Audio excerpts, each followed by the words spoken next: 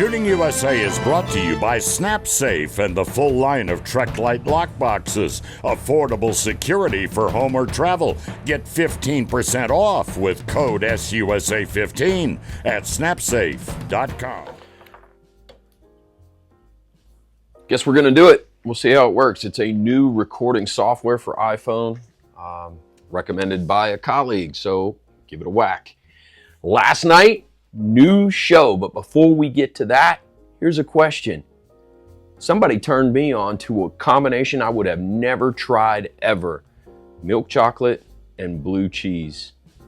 Pairs so well with wine. Have you ever tried it? Let me know in the comments if you have, or if you think I'm insane. I have to say it does sound weird. Give it a shot. Anyway, new show last night, the 24 AG Cup. Is this going to be the final AG Cup? We don't know. Here's a clip. Right next door is stage 4, loophole tank traps. It's a bank of 5 odd-shaped targets, including a hanging bass at 700 yards. Each is barely over 1 MOA and a significant challenge. Building 2 shooting positions on these tank traps forces a modified kneeling position. No prone on this one. Ben Fleener will be the quickest to take 9 points for this stage. A lot of hits. Yeah, this was stage 4, so just got done with it. Only dropped 1 shot. Some pretty tiny targets. Tiny targets pretty well sums it up. And there will be only one finalist to claim all 10 possible points.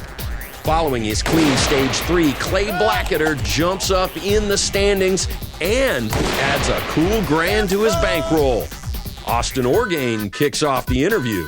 All right, Clay, how did that one go, and how did your barrel shoot on that one? And what barrel were you using? My custom rifle barrel shot really great right there. I really didn't have to try because it's such a good barrel. Now, before we go any further, if you haven't watched last night's show, you may not want the spoiler, our next interview guest. So in 3, 2, 1, Francis Colon is the guest. And when we started this interview, we were checking mics and checking camera, and he started telling me a story. And by the time I realized I was missing just absolute solid gold and got it started, got the record started, it just didn't feel right to have him retell the story. Anyway, here's Francis. I set my rifle down, got on target, half tenth left, press the trigger, watch it go up, hits it, it's oriented like this, it hits it dead center, dead vertically at 1,006, and it spirals up into the air, shooting white paint up like a comet, goes 25 feet in the air, and man, I lost it. Wow. I mean, it was, it's still the experience that defines why I continue to shoot. So it's a way to stay connected with my dad. What a moment, man. And to hear you just give a visual image through that description is so cool. Thank you for that. That's awesome. Yeah. So that is awesome. Yeah. Well, let me welcome you because, this is a significant podcast. We've known each other for a number of years now, and we've seen some highs and lows at some of these different matches. But as everybody saw last night, you are riding high, sir. You are the 6th AG Cup champion. Francis Colon, welcome to the Shooting USA Update Show. Thanks for having me, John. No, it's always been a pleasure to be on your show and to talk with you. Man, and I have to lead off with a thank you because ever since the beginning, you have always been essentially a soundbite machine. Like anytime we get a reaction from you, good or bad, there's so much depth and texture, and there's a moment for people to learn every time you have something to say about what you might have just done, whether it's good or bad. And in this case, the body of work at the AG Cup ended very, very well for you, did it not? It did, yeah. The AG Cup is a really unique format and I personally, it's my favorite match throughout the season, every year. The finale and the PRS finale is a great way to showcase, who can put together the best season and who can have, a constant season with good results and then fight to get to this ultimate championship of who had the best overall performance for the year. But there's something unique about the AG Cup. Tom Fuller, credit to him for having this great vision of saying what happens when we bring people together and invite only, and then or work your way into the current format where you have to work your way into a qualification and pay to play, and try to hang with it for 2 consecutive days, and then whittle out the field so that you end up with what amounts to the top 10 to 15 shooters in the world, all competing for this cash prize. It adds a lot of pressure, but the icing on the cake is, hey, you have to do it blind. You don't get to talk to any other competitors about any of the strategy involved on a prop or on a stage or what the targets are like.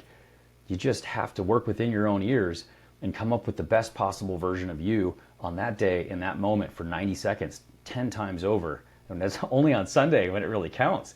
So, man, it's so cool outside of the money. Like, that's cool, but what's really neat is we are able to spend 4 to 4.5 days with people that we get to see a couple times a year that we really respect. And man, the coolest thing is, like, and you've been there, the banquet afterward when we're doing dinner and hanging out, and just between the banquets and all the evening times when we're just chilling and talking about like vacations we're going on and hunts we went on. Man, that's what makes this match so incredibly special to me. It's a very intimate setting that allows you to just be you. Yeah. And I think you captured it very well in the whole, there's a 2-day full-blown PRS elite level match to get yourself into the 3rd day. Like, you have to have it together through the 2-day, and then then the lights come on and the show is now, because here we are for the final. Introduce yourself to the audience and let's go. There are 10 courses of fire standing between you and 20 grand plus another 10 grand in stage money, plus however many grand you won in the qualifier, plus the money for the top qualifier, plus that you are facing off against the best in the country, the flat out best. We've got Golden Bullet winners, we've got past champions, we've got a guy in Ben Gossett who cleaned an AG Cup course of fire, like did not miss a shot for the entire final. Like, unbelievable accomplishments, unbelievable level of competition. And here you are plugging along, just staying relevant until the end. And that's when it was time to lock it down. Kind of give me a feel for where you were working your way through that final day. It's interesting. In the last 4 years, 3-4 years, working through the AG Cup, I refined how I thought of the match. It's very different than a standard 2-day match. It's a grind more so than it is a given event. I personally don't think of the event as a 3-day match. I personally will align it to, like, there's a morning match day 1 and afternoon match day 1, morning of day 2, afternoon of day 2. What I'm trying to do is work my brain to think in small chunks, stay in the moment, stay present, but just focus on the task at hand and ignore where you possibly will be in the standings, because the match is so hard. I mean, we're talking 1 to 1.5 MOA targets at distances to 1,200 yards. I mean, that's an incredibly small targets, and especially when you add wind dynamics and guns that shoot, sub half MOA, you still don't have a lot of margin for error. So your wind calls have to be perfect, your corrections have to be perfect, and trying to keep that, like, is this going to be the one where I miss, or do I have the wind call right?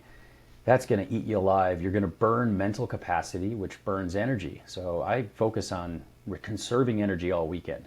So coming into Sunday, everybody could have a hot day, and all you can do is control what you do best, which is, where's the target, what's my approximate wind hold going to be, and what's my correction? Can I make a perfect press 12 consecutive times from this prop? And once it's done, toss it out of your mind, because what's done is done, and move on to the next one. So, leading into the last few stages, to be honest, it was a weird day. I thought of it as 10 individual matches as opposed to, call it 10 stages, because that stage is a match in itself. If you approach that as this is just 1/10, you kind of intuitively think about, there's a sense of error. Oh, I can miss 1 or 2 and I'm okay. And that's not actually a really good approach, because you start to get a little complacent at times when you think, oh, I slipped one. You'll kind of let it eat at you. And then, oh, I slipped another one. Nah, I was just looking at it as, hey, if I can pull off 90% on every stage, so that's my goal, that's the match threshold, hit 10s and 11s minimum on every single stage, that's a success, even if you drop 2. If you drop 3, hey, you didn't do your best, but you'll do better on the next match, i.e. next stage. And man, that helped a lot because it just isolated me and insulated me from having to think about the leaderboard and having to think about where I was going. You're not chasing prize money at that point. You're just chasing your best self.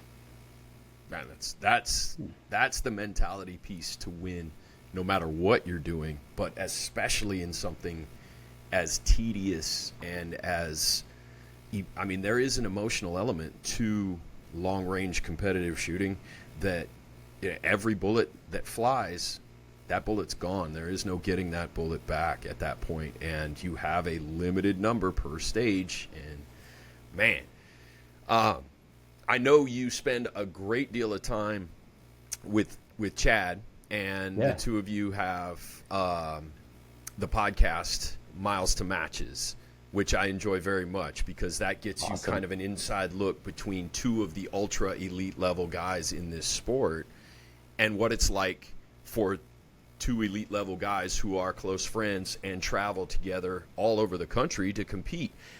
Chad was in the final. Chad didn't have a great final. Did that affect, or did that play in, or do you all have a relationship that puts it, that compartmentalizes during the event? How does that work? Yeah, it's a great question. To be honest, I really never looked at anyone's score but my own throughout the entire weekend. So as much as I want, you can't afford to have the emotional response of, man, my buddy isn't doing what he's supposed to. Should I go check in on him? One, that sort of puts you right up against that gray area of the rules set within the AG Cup. Hey, if you go talking to him, is he going to accidentally go, hey, yeah, I did blank and blank, and oh, no, we can't talk about strategy, right? And we also don't want to reinforce, this is kind of that positive mindset. You never want to reinforce negativity, and by talking about negative things, you'll reinforce negative outcomes, even if it's just subconsciously. And that's being scared of the potential outcomes. So it's not that I didn't want to, but it's just smarter to stay isolated and conserve your energy and not have to work through their potential problems. We have this in 2-day matches also all the time. You'll hear a guy or a couple people coming off a stage, oh, such and such happened, and I'm having this problem, and the negativity spiral starts happening where one mistake leads to a next, leads to the next, leads to the next. That's problematic because it can erode the confidence of those around you. And so I try to tune that out as much as humanly possible. And so, we had a great chat about it on the way home. But the podcast is awesome, and we really, really enjoy making it for the community so everyone can learn from our experience and hopefully get better faster without all the same problems that we had learning the sport. For sure. Like, listen to Miles to Matches wherever you get your podcasts. Get better faster. And that essentially tees up my next question, which is, we collectively have watched the level of competition and the level of competitiveness rise throughout precision rifle competition, not just PRS, but NRL, NRL Hunter, Ultimate Hunter, all of these formats that essentially have had to raise the difficulty to stay ahead of the rising tide of standard level of competitiveness of your average shooter. And that speaks to the question, which is, what do we say to the new guy or girl who wants to get involved? How do you get started now that it is so challenging at the elite level? How do you find balance and get yourself into this without finding just total disappointment? Yeah, it's a great question, and you're exactly right. If you look back to 2015 to 2019, I started in 2019. And the stories I heard when I was just coming into the sport about what it was like, say, in 15, 16, 17, it was like, oh, it was so easy then. And, you could, the field is so much stronger then, now, like call it now, 2019 versus 2015. Fast forward, it's even more so. I've met some young bucks who they've been doing this for 1.5 years, 2 years. Kyle McCormick, right? Guy is relatively new to the sport and is constantly in the top 10. A lot of guys are now up and coming. And I guess what I would say is the sport has evolved to being, 50 to 70 matches a year on the pro series, but on the regional side, there are hundreds. And when we started, you'd see a lot of the bulk of shooters, a regional match versus a pro match, it was kind of like, hey, get whatever you can and you just go to one or the other. Now I'd say, hey, you want to start, find a great local match. Start with a 22. If you really are brand new, hey, find your local 22 and 22 rimfire club. There is going to be one within, say, 30 to 50 miles of you in all likelihood. Unless you're out west, then it might be more like 3 hours. But find a 22 and try the format of the sport with a low cost, limited cost to entry and barrier to entry type rifle. It's super fun and you'll understand the format. And then maybe step up to a regional match. It doesn't make it any more daunting. It's still one day, about 100 rounds. And man, the greatest part about this sport is and I hope, knock on wood, that our sport continues to evolve in the way that it has over the last 8 years or so. And that the competitors are so willing to give back to the people that they view as competitors. We're always willing to share advice, tips, gear. Hey, your mag went down, use mine. Even sometimes at the cost of giving them a piece of equipment that may hinder their performance throughout the rest of their match. I've seen that dozens of times, and I love that. So, anybody who's new to this or wants to get in, hey, you're not going to come into this sport and expect to win right away. Just first, set the right expectation. But second, know you're not going at this alone. Between all of the information available on the PRS site, podcasts available from like VP Precision, Miles to Matches, and YouTube, you can find great information to help you practice, and then you're going to have great people helping you perform your best at the first match you go to. So it's going to be a lot easier than you might think to at least get the process started, and if you love it, you're going to stick with it. And if you don't, hey, there's a lot of other formats, so try the other ones. What a beautiful answer. The fact of the matter is this: once you get involved, you will want better gear. You will want a rifle that shoots better. You will want potentially a rifle in a chassis or in a purpose-built stock. And you, sir, have some of the finest gear available. Let's talk about that. Yeah. Well, obviously I shoot for a couple different companies, but I work and now shoot for MDT. So I've been a representative for them on their professional shooting team since late 2019, early 2020.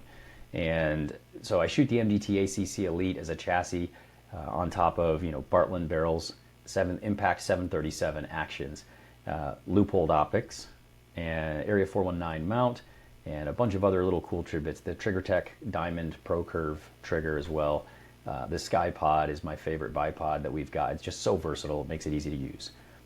Armageddon gear bags, Vitivori. We'll go about ammo in a little bit, but having a rifle platform, especially for precision rifle, when you think of rifles, if you're not into the PRS, and you think of a traditional rifle, I've grabbed something for hunting or kind of multi-purpose off of a wall. And those there's some really good companies. Bergara is making some great factory rifles. Savage is making great factory rifles. Tikka is making great factory. Weatherby is making great factory rifles. These are products you can buy off the shelf that'll still hit that half to 1 MOA consistent 5-shot group type category. But at the elite levels, you really need to hedge your bet to give you every possible performance advantage. And that means that having a rifle that shoots between 0.25 and 0.5 inches for 5 shots every time, all the time, under any position, no matter what, is arguably one of the more important attributes as just a fundamental base point. So, even if you handed me a 1 MOA rifle, I would perform well with it, but I'm still going to have some errors that are a product of the rifle in the system rather than me. So that's why we refine it down to find what fits.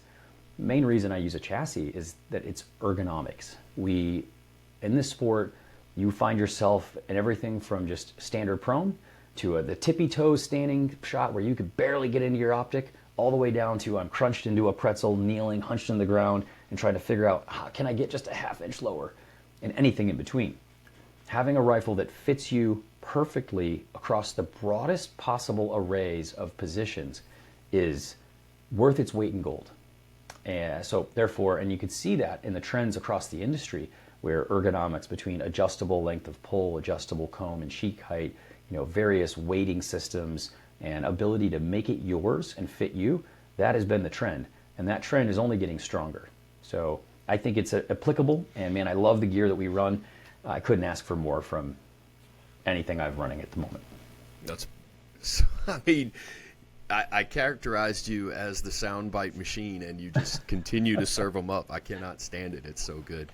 But that leads us into the next element, which is every bit as vital, and that is ammunition. And there was an interesting trend that I noted in 25 by 47 becoming a popular choice for many of the finalists at the AG Cup. If I back it up a couple of years, there was a time when 6 Dasher was overwhelmingly the choice. It's about, 25 by 47, there were a number of guys, more than a number of guys running that. There were 6.5, there was 6 Creed, there was 6 GT. There was, again, a few guys still hanging on with the Dasher. Talk about your choice of caliber and then the components that you build. So, interestingly, I run a 6 Dasher frequently in matches. It's probably about 70 to 80% of my matches. However, I made a conscious choice last season to start working into higher recoiling, heavier bullets, 6.5 Creed, 140s, 153s, really is just a practice tool. You know, if you can learn to control and manage your sight picture through a heavy recoiling system, you can definitely have better results with a lighter weight bullet. So train harder than you expect to perform, right?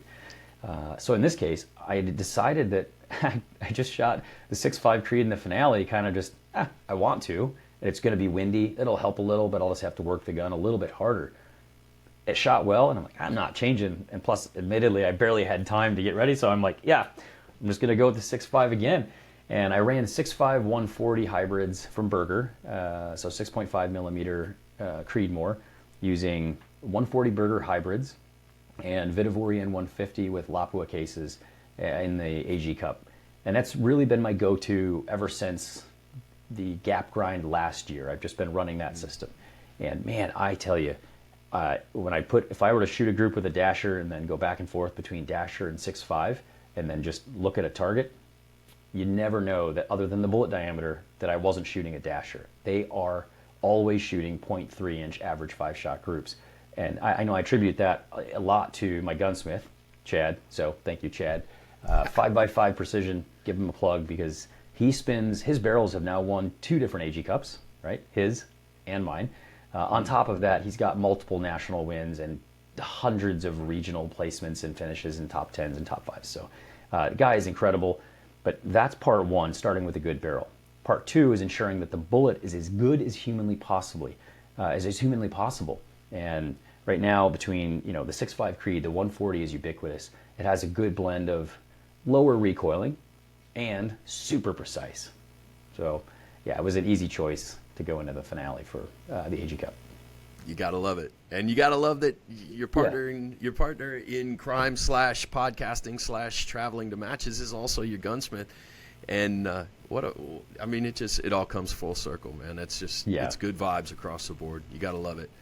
What have we missed at this point? We're through essentially all of the elements that brought you the success, that got you the cup that sits over your shoulder. Is there a level of maybe disappointment when we start talking about the fact that this is probably the last AG Cup, at least in this particular format, that we're going to see? I'd say I'd be lying if I said I wasn't disappointed that it may not continue. But I would say on a personal level, when Chad and I went to our first AG Cup, which was late 2020, we both said, we watched the one in 2019. We're like, we're going to figure out how to go there. And then 2020 happened. We made that commitment. It was a year later he won it. And we thought, this is so cool. And all I could think was, I want to stand on that same podium and share this experience with Chad. And so one of the coolest things is, like, setting everything aside, the fact that, 2 best friends who grew a friendship out of and from this sport, pure and simple, we became best friends as a result of precision rifle and its community building atmosphere. We both have one of 6 trophies and belts that if it was the last one, mission accomplished. Like, we both have one. It's so cool.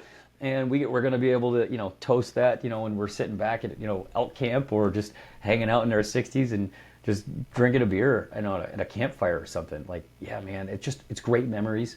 So I'm thankful to have been a part of the AG Cup in its inception, just forward of its inception to now, and truly hope that there's a way to bring back the sentiment of this via something. We'll see what Tom comes up with. I never count Tom out for saying something is done, because Right.